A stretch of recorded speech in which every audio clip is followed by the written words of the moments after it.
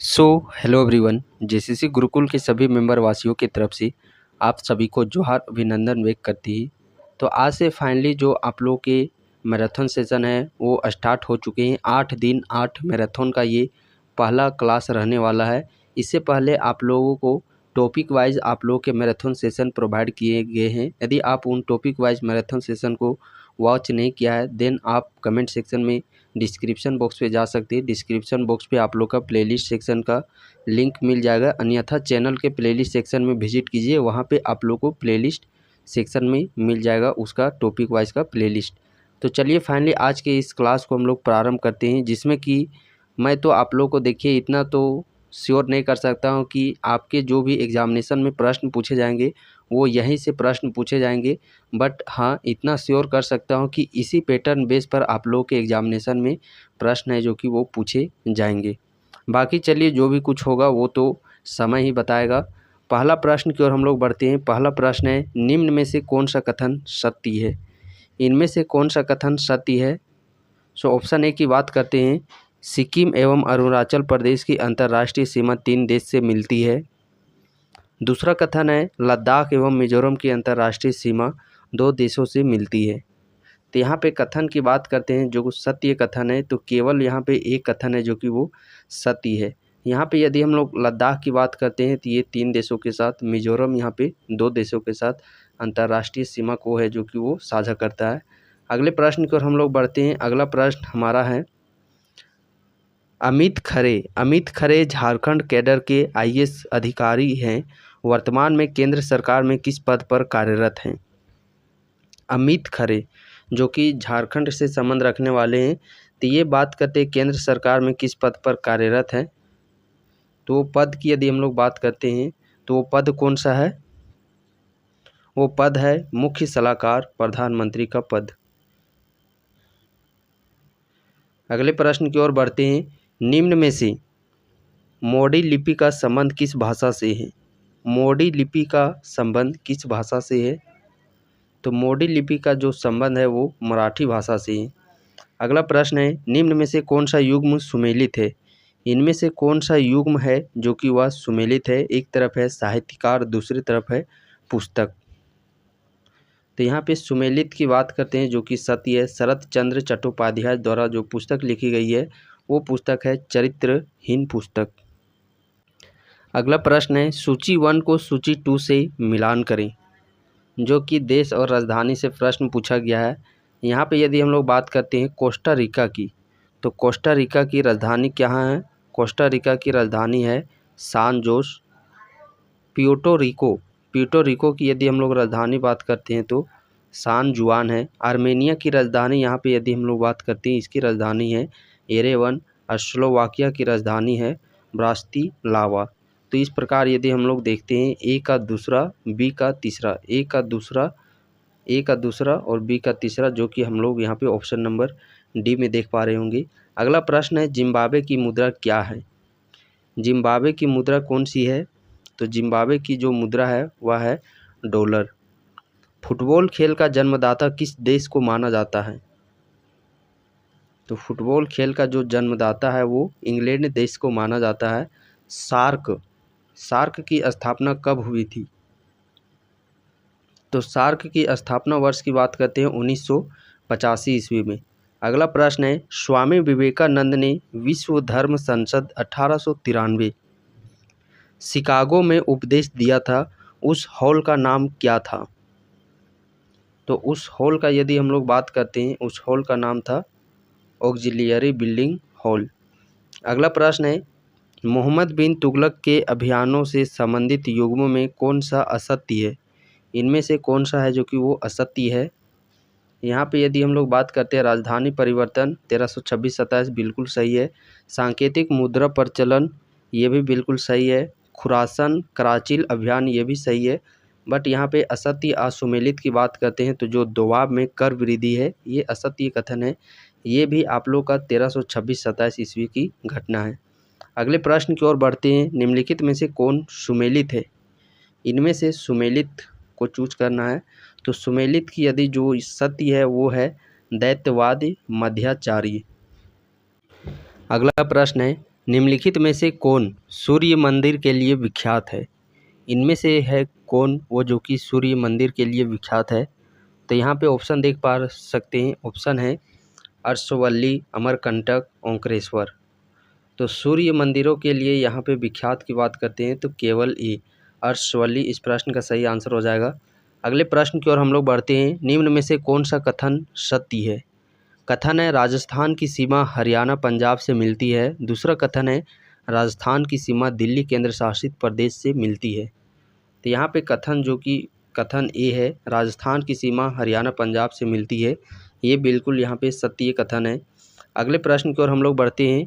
निम्न में से कौन सा कथन असत्य है? यहाँ पे गलत कथन के भी जिक्र किया गया है कि इनमें से कौन सा कथन है जो कि वो रॉन्ग है।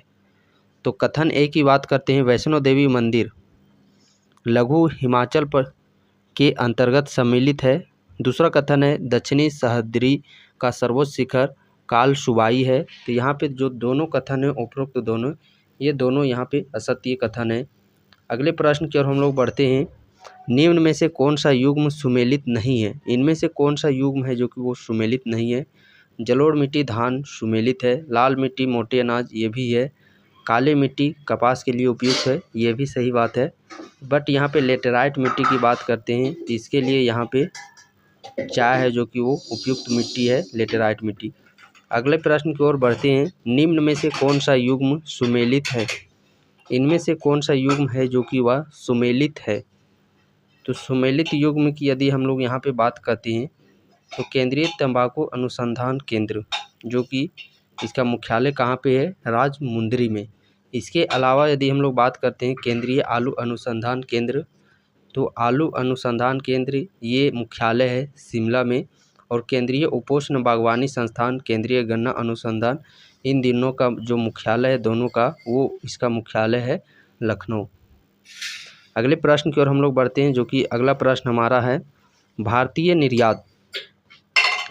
निर्यात और आयात बैंक की स्थापना निम्नलिखित में से किस वर्ष हुई थी? तो इस बैंक की स्थापना 1982 ईस्वी में हुई थी। 1991 के आर्थिक सुधार के माध्यम से भारत में निम्नलिखित में से कौन सी रणनीति अपनाई गई थी? उदारीकरण, निजीकरण, वैश्वीकरण, यानी कि उपरोक्त सभी, ये सभी रणनीतियाँ हैं जो कि वो अपनाई गई थी। अगला प्रश्न है पीएम स्वनिधि योजना निम्नलिखित में से किस क्षेत्र से संबंधित है? पीएम स्वनिधि योजना, तो ये किससे संबंधित है? स्ट्रीट वेंडर से यह संबंध रखता है। भारत में अंगूर प्रसंस्करण बोर्ड का मुख्यालय कहाँ है? भारत में भारतीय अंगूर प्रसंस्करण बोर्ड का मुख्यालय कहाँ पे है? तो इसका मुख्यालय की यदि हम लोग बात करते हैं तो इसकी मुख्यालय कहाँ पे है? पुणे में। अगला प्रश्न है निम्न में से कौन सा युग्म असुमेलित है? यानी कि असुमेलित है जो कि सुमेलित नहीं है। तो यहाँ पे यदि हम लोग बात करते हैं नार्को सहायक देश से फ्रांस, बिल्कुल सही बात है। हिंडाल्को यूएसए, ये भी ठीक है। हिंडाल्को कनाडा, ये भी ठीक है। वेदांता की बात करते हैं तो ये ग्रेट ब्रिटेन नहीं होगा, ये असुमेलित कथन है। अगला प्रश्न है सूची का मिलान करें। यहाँ पे सूची को मिलान करने की बात करी गई है। संविधान में स्रोत कौन से देश से लिए गए हैं? तो अमेरिका से यदि हम लोग बात करते हैं प्रस्तावना लिया गया है, और ऑस्ट्रेलिया से लिया गया है प्रस्तावना की भाषा। वहीं कनाडा से यदि हम लोग बात करते हैं तो कनाडा से सर्वोच्च न्यायालय का परामर्शी लिया गया है, और ब्रिटेन से लिया गया है परमाधिकार। तो ये आप लोग का यहाँ पे इस प्रकार मैच द फ्लोइंग होगा। अगले प्रश्न की ओर हम लोग बढ़ते हैं। निम्न में से कौन सा राज्य छठी अनुसूची में शामिल नहीं है? इनमें से कौन सा राज्य है जो कि जिसे छठी अनुसूची में शामिल नहीं किया गया है? तो छठी अनुसूची में शामिल राज्यों की यदि हम लोग बात करते हैं तो कितने राज्य है? अत्रि मेमी, क्या चीज़? अत्रि मेमी। आ से असम, ती से त्रिपुरा, मे से मेघालय, और मी से मिजोरम। तो यहाँ पे मणिपुर की बात करते हैं। मणिपुर राज्य छठी अनुसूची में शामिल नहीं किया गया है। दोहरी नागरिकता का प्रावधान किसकी विशेषता है? जो दोहरी नागरिकता का प्रावधान है वो संघीय राज्य का विशेषता है। संविधान के किस अनुच्छेद के तहत राष्ट्रपति एक अध्यादेश जारी कर सकता है? तो किस अनुच्छेद के तहत है जो कि राष्ट्रपति अध्यादेश जारी कर सकता है? वो अनुच्छेद है 123। और 213 यहाँ पे यदि हम लोग बात करते हैं तो राज्यपाल 213 के तहत अध्यादेश जारी कर सकता है। पंचायती राज दिवस किस दिन मनाया जाता है? पंचायती राज दिवस किस दिन मनाया जाता है? 24 अप्रैल को पंचायती राज दिवस मनाया जाता है। अगले प्रश्न की ओर बढ़ते हैं। सामुदायिक विकास कार्यक्रम की नीतियों को प्रतिपादित करने का दायित्व केंद्रीय समिति पर होता है। इसके अध्यक्ष कौन होते हैं? तो सामुदायिक विकास कार्यक्रम के अध्यक्ष की बात करते हैं तो इसके अध्यक्ष होते हैं प्रधानमंत्री। किस पंचवर्षीय योजना को डीपी धर मॉडल कहा जाता है? डीपी धर मॉडल तो परियोजना कौन सा है? 5वां परियोजना। पहला परियोजना बात करते हैं तो हेराल्ड डोमर परियोजना, दूसरा है महालनोबिस मॉडल और 5वां की यदि हम लोग बात करते हैं डीपी धर मॉडल। अगले प्रश्न की ओर हम लोग बढ़ते हैं। देखिए सूची 1 को सूची 2 से मिलान करने की बात कही गई है, जो कि यहाँ पे अब आप लोग का साइंस का सेक्शन आ जाता है। सूची 1 सूची 2 से मिलान करने की यदि हम लोग यहाँ पे बात करते हैं तो त्वरण का एसआई यूनिट क्या चीज़ हो जाता है? मीटर पर सेकेंड स्क्वायर। विद्युत धारा का क्या हो जाता है? एम्पियर। कार्य का क्या हो जाता है? जूल। और आवेग यानी कि इम्पल्स का क्या हो जाता है? Newton second. अगले प्रश्न की ओर हम लोग बढ़ते हैं। देखिए ये आप लोग का दर्पण से ये फॉर्मूला वाला प्रश्न आप लोग के पूछा गया है। यदि दो समतल दर्पण थीटा कोण पर झुके हो तो उनके द्वारा उनके मध्य में रखी वस्तु के बनाए गए कुल प्रतिबिंबों की संख्या खाली स्थान होगी। तो इसे हम लोग कैसे निकालते हैं? 360 डिवाइडेड बाय थीटा माइनस 1 के फॉर्मूला से। अगला प्रश्न है श्याम पट काला होता है क्योंकि? श्याम पट काला होता है, इसका मुख्य रीज़न क्या होता है? तो इसका जो मुख्य कारण होता है किसी रंग को परिवर्तित नहीं करता है, किसी भी रंग को परावर्तित नहीं करता है।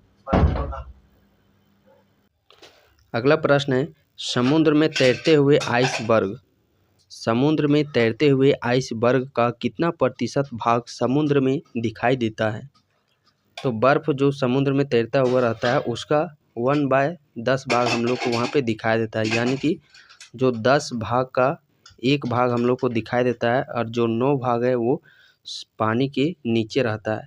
इसी से एक कंडीशनल बेस आप लोग का और एक प्रश्न पूछा जाता है, जैसे कि मान लिया जाए एक गिलास है, इसमें जो पानी इतना मात्रा में भरा हुआ है और यहाँ पे एक बर्फ़ का टुकड़ा भी यहाँ पे तैर रहा है। जब जो बर्फ़ है वो पूरा पिघल करके पानी बन जाता है तो पानी के स्तर में गिलास में क्या कोई परिवर्तन देखने को मिलेगा या फिर नहीं देखने को मिलेगा? पानी के स्तर में कोई परिवर्तन नहीं होगा। और इसका मुख्य रीज़न क्या है?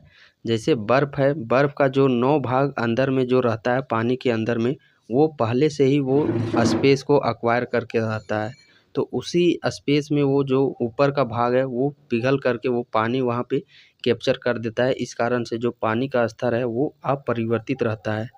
अगला प्रश्न है निम्न में से शीतलन द्वारा किया जाता है, निम्न में से शीतलन द्वारा क्या किया जाता है? तो शीतलन द्वारा क्या किया जाता है? यौगिक गैसों का मुक्त हो। नेक्स्ट प्रश्न है ब्रह्मंडीय किरणें क्या हैं? जो ब्रह्मंडीय किरणें हैं ये क्या हैं? धनावेशित कण, ऋणावेशित कण, धन व ऋणावेशित या फिर उपयुक्त में से कोई नहीं। तो उपयुक्त में से कोई नहीं इस प्रश्न का सही आंसर हो जाएगा। अगला प्रश्न है जंग के उदाहरण हैं, जंग संक्षारण के उदाहरण हैं। तो जंग संक्षारण के उदाहरण की यदि हम लोग यहाँ पे बात करते हैं, चांदी के आभूषणों पर काले रंग की परत चढ़ाना बिल्कुल सही है, तांबे पर हरी परत चढ़ाना ये भी ठीक है, लोहे पर भूरे रंग का परत चढ़ाना ये भी ठीक है, यानी कि उपरोक्त सभी इस प्रश्न का सही आंसर हो जाएगा। अगला प्रश्न है इनमें से सुमेलित युग्म का चयन की रही। जो सुमेलित युग्म है सत्य कथन है, तो यहाँ पे कार्बोहाइड्रेट ये यहाँ पे सुमेलित कथन हो जाता है। अगला प्रश्न है निम्न में से कौन सा तेजाबी वर्षा अम्ल वर्षा में अधिकतम मात्रा में मौजूद होता है? अम्ल वर्षा यदि हम लोग गैस की बात करते हैं तो SO2 और NO2 गैस हो जाता है, ये गैस हो जाता है। तो यही SO2 गैस है जो कि वो सल्फ्यूरिक अम्ल में होता है परिवर्तन, और जो NO2 है नाइट्रिक अम्ल HNO3 में परिवर्तन हो जाता है। यानी कि गैस पूछा जाएगा कि अम्ल गैस में अम्लीय वर्षा में कौन से गैस शामिल होते हैं? तो अम्लीय वर्षा में गैस शामिल होते हैं SO2 और NO2। बट प्रश्न में पूछा जाएगा कि अम्लीय वर्षा में कौन से एसिड अम्ल शामिल होते हैं, तो H2SO4 और HNO3। इन दोनों अम्ल में अधिक मात्रा में यदि हम लोग बात करते हैं तो अधिक मात्रा में उपस्थित होता है H2SO4 सल्फ्यूरिक अम्ल। अगला प्रश्न है, यहाँ पे हम लोग देखते हैं अगला प्रश्न क्या है। निम्न में से कौन खाद्य संरक्षण हेतु प्रयोग किया जाता है। खाद्य संरक्षण को सुरक्षित रखने के लिए कौन से एसिड अम्ल का प्रयोग किया जाता है, बेंजोइक अम्ल का यूज किया जाता है। निम्न में से किस जीव में हृदय के 3 भाग पाए जाते हैं। इनमें से किस जीव में 3 भाग में पाए जाते हैं हृदय, तो वो जीव है एम्फीबियन जीव। अगला प्रश्न है, इनमें से कौन सा युग्म सुमेलित नहीं है। कौन सा युग्म सुमेलित नहीं है, तो लोहा अंडा सही है, कैल्शियम पनीर ये भी सही है, फास्फोरस दूध ये भी सही है, बट सोडियम हरी सब्जी से नहीं। तो इसके लिए यदि हम लोग बात करते हैं सोडियम, जो कि आप लोग का मछली से, ये मछली हो गया, नमक हो गया, यहाँ से आप लोग का सोडियम खनिज। अगला प्रश्न है, निम्न में से किसने प्रयोगशाला में डीएनए का संश्लेषण किया। तो डीएनए का संश्लेषण खुराना के द्वारा किया गया, हरगोविंद खुराना जी के द्वारा। पृथ्वी पर सर्वाधिक ऑक्सीजन उत्पादित होता है, तो पृथ्वी पर जो सर्वाधिक ऑक्सीजन उत्पन्न होता है वो शैवाल द्वारा होता है। अगला प्रश्न है, प्रोटोजोआ से प्रसारित होने वाली बीमारी है। तो प्रोटोजोआ से इनमें से कौन सी बीमारी फैलती है, तो वो बीमारी है मलेरिया बीमारी। निम्न में से एलर्जी से होने वाला रोग कौन सा है। इनमें से कौन सा रोग जो कि एलर्जी से होने वाला है, तो वह रोग है अस्थमा रोग। इनमें से कौन सा कथन सत्य है, तो कथन की बात करते हैं, कुछ प्रोटीन हार्मोन के संश्लेषण में भाग लेते हैं, विटामिन एंटीबॉडीज़ के रूप में शरीर की सुरक्षा करता है। तो यहाँ पे जो कथन ए की बात करते हैं, पहला कथन ये सिर्फ यहाँ पे हमारा सत्य है। अगला प्रश्न है, लाइपेज एंजाइम का स्रोत है। तो लाइपेज एंजाइम का स्रोत क्या चीज़ है, इसका स्रोत ये आप लोग का पेनक्रियाज से निकलता है। अगला प्रश्न है, सही कथनों को चुनें। इनमें से सही कथनों का यहाँ पे चूज़ करना है। तो कथन ए की बात करते हैं, धमनी तथा सिरा लाल रंग की होती है। धमनी की दीवारें मोटी तथा सिरा की दीवारें पतली होती है। तो बिल्कुल बी वाला जो कथन है वो सत्य है। यहाँ पे धमनी इसका तो रंग लाल होता है, बट सिरा की बात करते हैं, लाल के साथ साथ इसका हर आप लोग का नीला भी होता है, सिरा का हल्का नीला रंग का भी होता है। अगला प्रश्न है, झारखंड राज्य के पाट क्षेत्र के निचले भाग को क्या कहा जाता है। तो पाट क्षेत्र के निचले भाग को यदि हम लोग बात करते हैं, निचले भाग को दोन कहा जाता है। अगला प्रश्न है, झारखंड की कौन सी एकमात्र नदी का उपयोग नाव चलाने हेतु किया जाता है। तो वो एकमात्र नदी है मयूराक्षी नदी। और झारखंड की एकमात्र स्वतंत्र नदी जो कि जाकर के बे ऑफ बंगाल की खाड़ी में जाकर के गिरती है, वो स्वतंत्र नदी है स्वर्णरेखा नदी। अगला प्रश्न है, साल वृक्ष के बीजों से निकाले जाने वाले तेल को क्या कहा जाता है। तो उस तेल को किस नाम से जाना जाता है, जो कि साल के वृक्ष के बीज से निकाले जाते हैं, वो तेल कुजरी कहलाता है। सूची 1 को सूची 2 से मिलान करना है। परियोजना की यदि हम लोग बात करते हैं, तजना परियोजना। तो तजना परियोजना ये झारखंड के खूंटी जिला में स्थित है।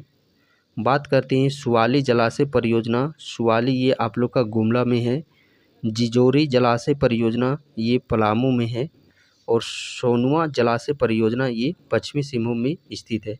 अगला प्रश्न है, पुनासी योजना किस नदी पर स्थित है। पुनासी योजना, तो ये पुनासी योजना है जो कि वो अजय नदी पर स्थित है।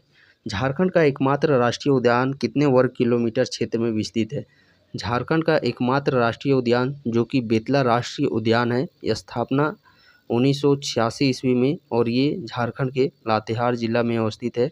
इसका यदि हम लोग क्षेत्रफल में बात करते हैं तो 231.67 किलोमीटर स्क्वायर एरिया में फैला हुआ है। तो यहाँ पे जो आप लोग का अप्रोक्स में दिए गए हैं ऑप्शन, तो 231 के सबसे इर्द गिर्द नज़दीक वाला ऑप्शन जो कि ऑप्शन नंबर डी सटीक हो जाएगा। अगला प्रश्न है, झारखंड के किस स्थान से बौद्ध मठ के अवशेष प्राप्त हुए हैं। बौद्ध मठ के अवशेष तो सीतागढ़ पहाड़ हजारीबाग से प्राप्त हुए हैं।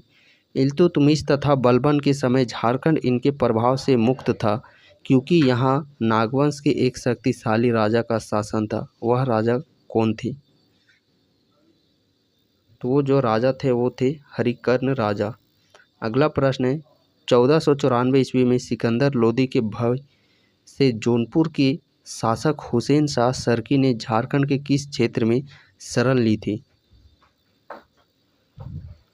तो साहेबगंज क्षेत्र में।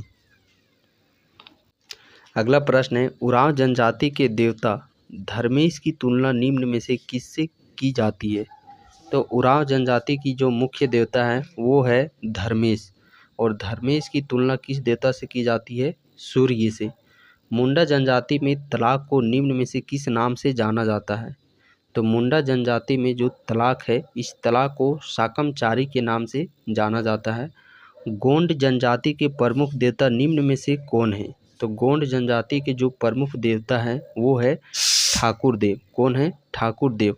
संथाली भाषा के प्रथम समाचार पत्र का संपादन किस वर्ष किया गया था? संथाली भाषा का तो प्रथम इसे 1947 ईस्वी में लाया गया था।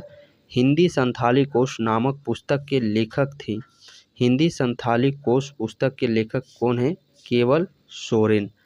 अगला प्रश्न है यहाँ पे, संथाली भाषा को किस संविधान संशोधन द्वारा भारतीय संविधान की 8वीं अनुसूची में शामिल किया गया? तो 92 संविधान संशोधन अमेंडमेंट एक्ट के तहत संथाली भाषा को शामिल किया गया। अगला प्रश्न है, झारखंड राज्य का जोजो हाथू नामक स्थान किस खनिज के निक्षेप हेतु प्रसिद्ध है? जोजो हाथू तो किस खनिज के लिए है? क्रोमाइट के लिए ये प्रसिद्ध है। निम्न में से सत्य कथन चुनिए। इनमें से कौन सा कथन है जो कि वो सत्य कथन है? पहला कथन की बात करते हैं, झारखंड में लिप्सा बुरू क्षेत्र कायनाट उत्खनन हेतु प्रसिद्ध है। बिल्कुल सही कथन है। डोलोमाइट का उपयोग कागज, शीशा, सीमेंट उद्योग में होता है। ये भी कथन सत्य है, यानी कि उपरोक्त दोनों कथन है जो कि यहाँ पे हमारे सत्य है। अगले प्रश्न की ओर हम लोग बढ़ते हैं, जो कि अगला प्रश्न हमारा है, इनमें से असत्य कथन चुनिए। इनमें से कौन सा कथन है जो कि वो असत्य कथन है? तो इल्मेनाइट एक आणविक खनिज है। बिल्कुल सही बात है। इल्मेनाइट का प्रयोग अंतरिक्ष यान तथा टाइटेनियम बनाने में होता है। बिल्कुल सही बात है। यानी कि इनमें से कोई नहीं, इनमें से एक भी वैसा कोई कथन नहीं जो कि वो गलत कथन है। उड़ीसा के राउरकेला के इस्पात कारखानों को झारखंड के किस क्षेत्र से कोयला की सर्वाधिक आपूर्ति की जाती है? तो वो क्षेत्र है धनबाद क्षेत्र। कौन सा क्षेत्र है? धनबाद। अगला प्रश्न है, टाटा स्टील को डोलोमाइट की प्राप्ति किस स्थान से होती है? टाटा स्टील को डोलोमाइट की प्राप्ति किस स्थान से होती है? तो सुंदरनगर उड़ीसा से